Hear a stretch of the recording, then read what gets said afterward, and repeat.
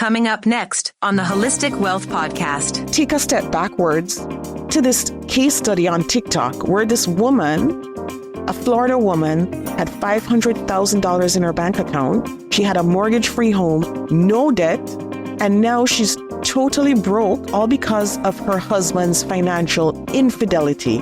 And so I just wanted to bring forth this case study to show you and to illustrate, how bad financial infidelity can get and kind of what strategies you can use. So I think there's a lot we can learn from this case study. You're listening to the Holistic Wealth Podcast with host Keisha Blair, author of Holistic Wealth and founder of the Institute on Holistic Wealth.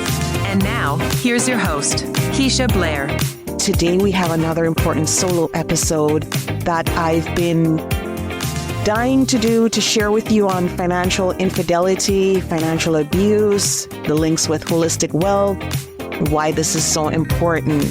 So this is really important. It's been trending in the news a lot of times with different cases of people who've taken to TikTok to talk about their stories, which is great that people are sharing because then it brings to light so many issues that are happening. And so it's important when people share their stories so other people can learn from it. And so this episode is sponsored by the Institute on Holistic Wealth, and you can visit the website for a range of resources and courses, including the Trauma of Money course, which is so related and relevant to this topic of financial infidelity and financial abuse. And in that course, so many things related to this are explored in terms of financial trauma, because both financial infidelity and financial abuse leads to financial trauma. It's unbelievable the trauma that victims face when they go through financial infidelity and financial abuse. It leads to sometimes permanent, long-term trauma that's so hard to get over. And so just to let everyone know again, that Global Holistic Wealth Day is coming up on April 9th, and we'd love for you to participate online in your blogs, if you have blogs, on your podcast, if you're a podcast host listening in, or a brand or company or organization, a nonprofit that wants to partner with us to spread awareness of these issues via Global Holistic Wealth Day. It's so important that we set aside a day to recognize the importance of holistic wealth. It's so important that we recognize, and we set aside one day to recognize, explore, and reflect on these important issues that are affecting women and men, affecting families globally. So just getting into this topic of financial infidelity. Now, I've written about this topic before in articles on the New York Observer. I've written on medium.com about this. So I've been doing work on this for a while, doing my own research, and even in my book, Holistic Wealth, some of these issues are tackled in terms of money mindset and money trauma. And of course, as I said earlier, on TikTok, people have been going on TikTok to talk about their stories. Most of these stories are now going viral. So it's a great time to revisit this. I don't think I've ever explored this on this podcast before. So it's a great time to do that. And I know many of you are saying or wondering as you're listening in, what's the difference between financial infidelity and financial abuse? How are they linked? What are they? And how are they linked? Now, the one common thing that links both of them is being in a toxic relationship. And of course, in my book, Holistic Wealth, there's an entire chapter on toxic relationships and ways to leave those, and why it's so important that for embracing a holistic wealth mindset and embracing holistic wealth in our lives, that we approach these toxic relationships head on. And so since 99% of domestic violence cases involve financial abuse, that makes it even more difficult. And it's such a difficult topic because where there are cases of domestic abuse, 99% of those cases often involve financial abuse and financial infidelity. So it's important that we talk about this in the context of our families, in the context of our marriages, our relationships. Whether you're just dating, it's still important to know the signs, to know the red flags, to know what to look out for and how to tackle it, how to deal with it, and how to move on with your life. And I want to touch on a bit of all of that in this episode today to just give you a primer on this because it's so important, or families are important, or lives are at stake. And so it's important that we talk about and discuss these issues. So financial abuse versus financial infidelity, how do we recognize them? What are they like? What are the differences? Because they sound very similar. It's hard to figure out, okay, which one is which and, which one's worse, that kind of a thing. So just to sum it up in a nutshell, financial infidelity is when one partner lies to the other about money. And it can be basic stuff. Like, I just started that side hustle that gives me an extra $50 per day or $50 per week. And I'm not going to tell my spouse, or I'm not going to tell my partner because I don't want them to know. I'm just going to take this money, deal with it. It's my money. I earned it. I don't need to say anything anyway. But yes, even small amounts like that, because I know everybody's wondering, well, if it's just a $50 here and there, and I don't tell about this side hustle, I don't tell about this, is that financial infidelity? You bet it is, because sometimes it starts really small and then it gets really big and it gets out of hand until we're like, you know what? I can't be bothered to go back and tell him or her now because, they'll find out I've been doing it for years. So I'll just shut my mouth and go on like it doesn't exist. So financial infidelity is when one partner lies to the other about the debt, credit cards, keeping cash in a secret account, and otherwise hides or lies about money. And as I said, this can include investments, assets, your salary. It can include income from a side hustle, other passive income, your retirement accounts, anything that involves money. Note, that it doesn't preclude you sharing different assets or investments or even bank accounts together. Once there is a lie involved, or a denial, or not fessing up to certain instances where there's money going out or there's money coming in, and it can go both ways. It can be money going out, money coming in. That's financial infidelity. And I don't want people then to go and say, well, it's just a small amount. So insignificant. It's not going to hurt him. It's not going to hurt her. She has her own thing anyway. No, I think we need to be financially transparent, 100% financially transparent with our partners, with our spouses, with our families. We're calling for 100% transparency. It can get very ugly, guys. We need to ensure. And last time I did a podcast episode on loud budgeting, where we actually vocalize, emphasize financial authenticity, financial transparency.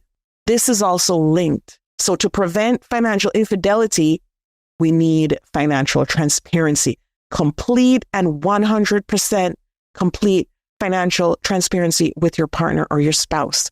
So we're leaving financial infidelity. What is financial abuse?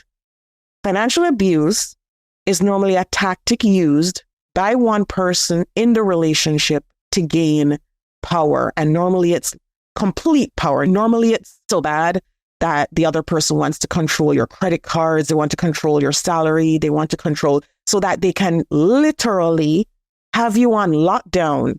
You can't make a step.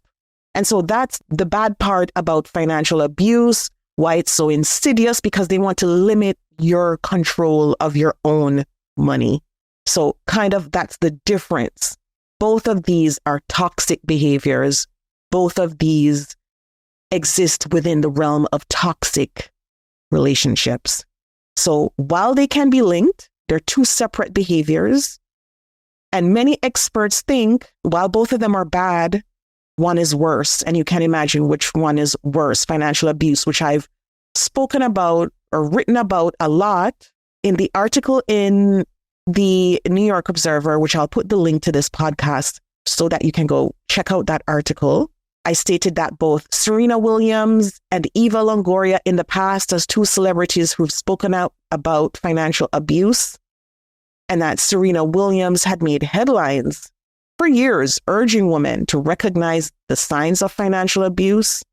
It's often one of the first signs of dating violence.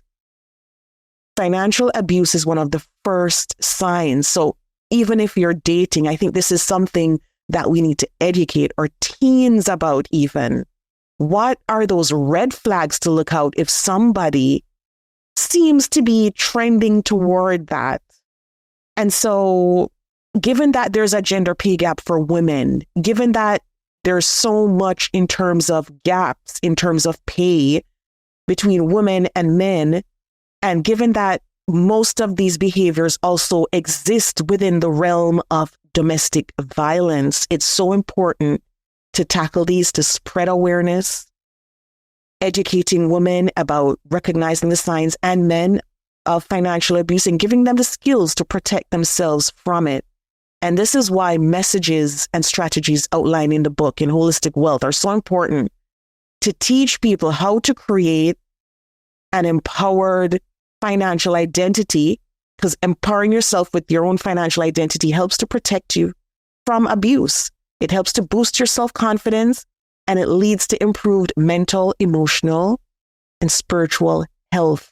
And so if you have a copy of the book, you can go check that out. The financial identity quiz is available on the Institute on Holistic Wealth website. It's free. It takes a couple of minutes, and you'll get to know your personal financial identity and the strengths. Now, I want to just take a step backwards to this case study on TikTok where this woman, a Florida woman, had $500,000 in her bank account. She had a mortgage-free home, no debt, and now she's totally broke, all because of her husband's financial infidelity.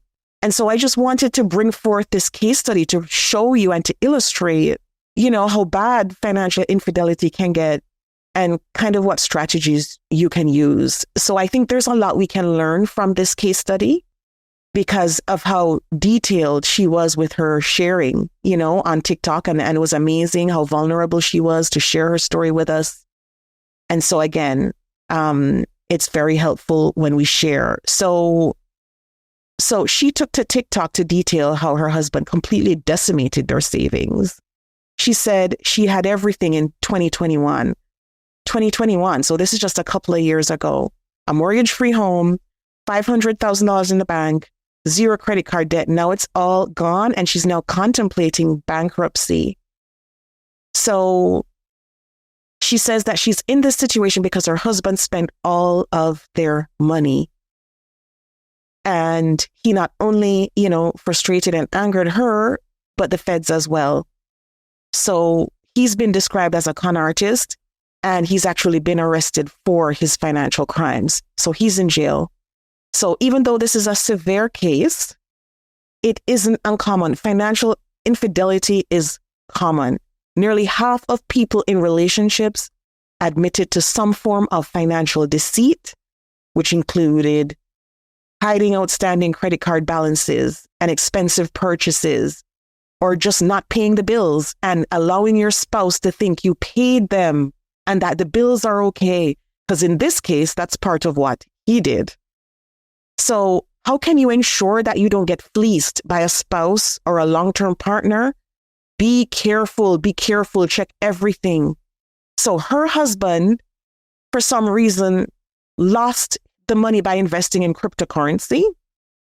And so crypto has become a common financial secret weapon in relationships.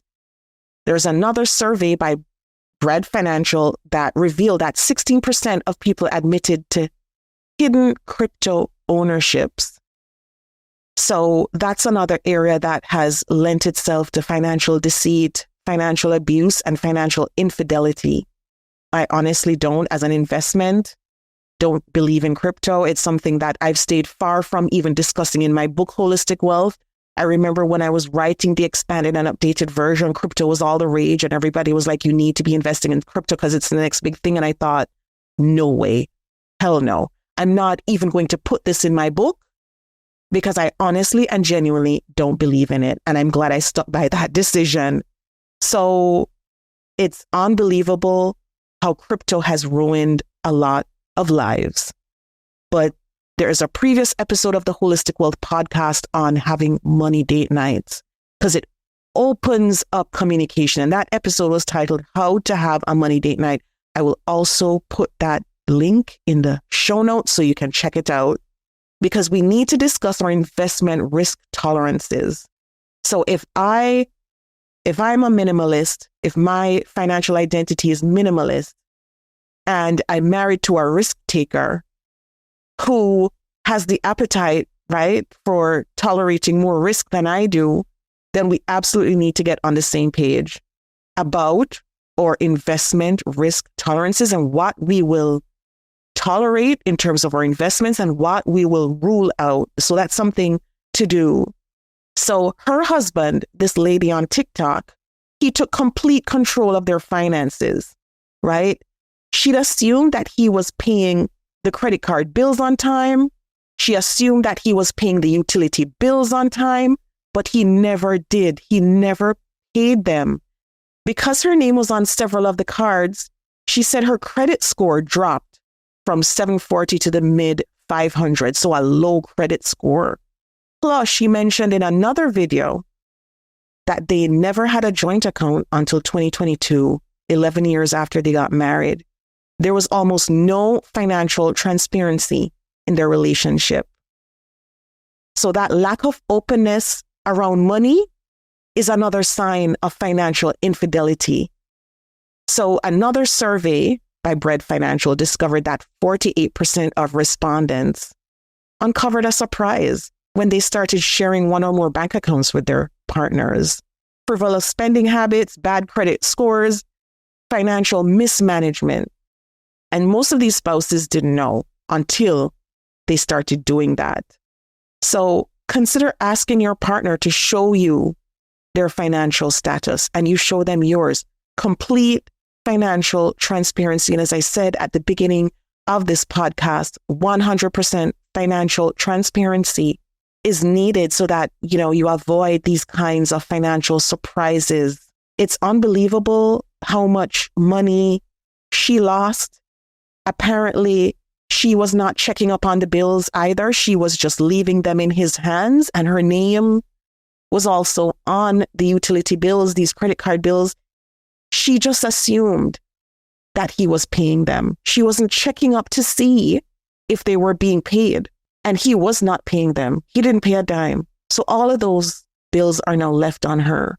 And one of the things that I want to implore everyone listening in to do is check and double check. Don't assume one partner is handling everything well. Don't assume they have your best interests at heart. Don't assume they're using the money in a way that the two of you had agreed to. Don't assume they're doing all of that. Assume that you need to check and double check, cross your I's, dot your T's, and always, always have a weekly check-in. Having those money date nights are so important. It's critical. It's unbelievable that when you find yourself in a toxic relationship, that we need to learn the signs, because all of these toxic relationships have one thing in common: lies and deceit. So as I said in Holistic Wealth, and this is a quote from the book, toxic relationships are a drain on your inner resources and will negatively affect your ability to achieve holistic wealth. Living life on your terms means charting your own path forward, free from negativity, free from harassment, free from violence and abuse. In my book, Holistic Wealth, I've outlined 3 kinds of chronic naysayers who serve to undermine your ability to live on your own terms. The warning signs are a mix of negative messages that serve to undermine your self-confidence in making your own financial decisions or your own decisions writ large. And most of the times, these toxic naysayers and abusers will point out that you lack the skills, you lack the strength, you lack the credibility to greater opportunities, success, and wealth. And so I want to urge everyone listening in to have confidence in your own abilities and skills to achieve your dreams, to go after your goals. Don't let anyone tell you that you can't and that you don't have what it takes. And in that chapter in the book where I talk about toxic relationships, it's so critical for building up our stores of holistic wealth. It's so critical for building up our stores of self-confidence. And the whole holistic wealth framework is actually a framework that is the art of recovery from disruption. So if you're in a situation now where you've been lied to, you've been deceived, there are ways to move forward. You can move forward. You do have the strength to do it. Many people have done it before and they've come out better. You don't need to live a life that is subpar.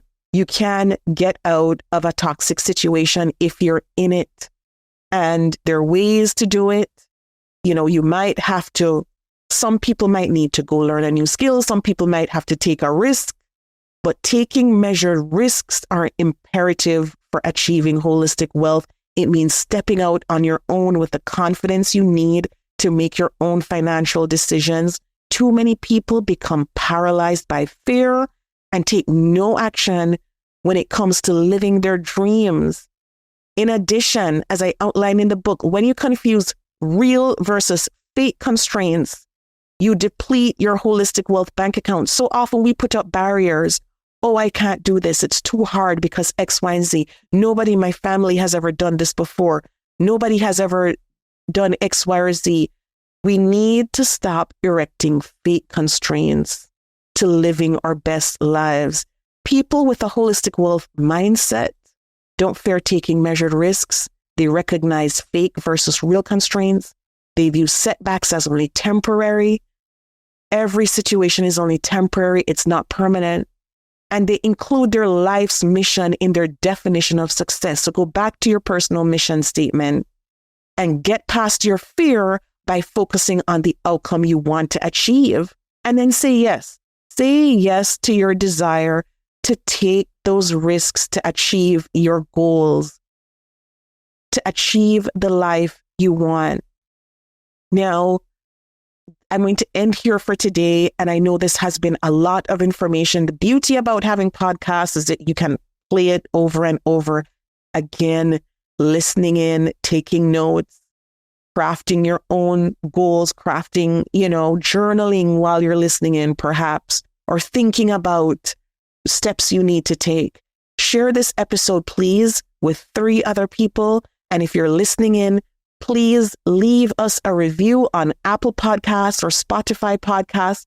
We'd so appreciate it. When people leave reviews, other people are able to find the podcast easier. And again, if you've also read the book, if you've read Holistic Wealth and you haven't left a review for the book on Amazon or whatever platform you purchased it on, we would be so grateful if you did that. Reviews for books also help other people to find these important messages that they need to empower themselves and empower their families. So again, as I mentioned at the beginning of this episode, the Certified Trauma of Money Consultant program is so relevant. If you have been through any kind of money trauma, it's a great course to take for yourself, for empowering yourself, for getting over money trauma and transforming your relationship with money so you can achieve your goals. And again, the Certified Holistic Wealth Consultant program is also complementary to that. It's our signature program at the Institute on Holistic Wealth. And it's also great for tackling these issues and also learning how to help other people overcome them, which is also a great part of it. So again, have a great week, everyone. Wishing you a healthy, holistically wealthy week ahead. Love you all. I hope you do get a chance to share this episode with at least 3 other people, to remember to leave us the podcast reviews, book reviews. Until next week, have a great week, everyone. The Holistic Wealth Podcast with Keisha Blair is brought to you by... Have you joined the Institute on Holistic Wealth? If you haven't already, what are you waiting for? Choose your membership plan at the Institute on Holistic Wealth/memberships to join. As a member, you'll get access to free worksheets, advice, coaching, and an intentional design workshop. As you start to live a more holistically wealthy lifestyle, you'll want to stay for a very long time. So go to Institute on Holistic Wealth/memberships to join. If you haven't read the book yet, pick up a copy of the award-winning best-selling Holistic Wealth 36 Life Lessons to help you recover from disruption, find your life purpose, and achieve financial freedom.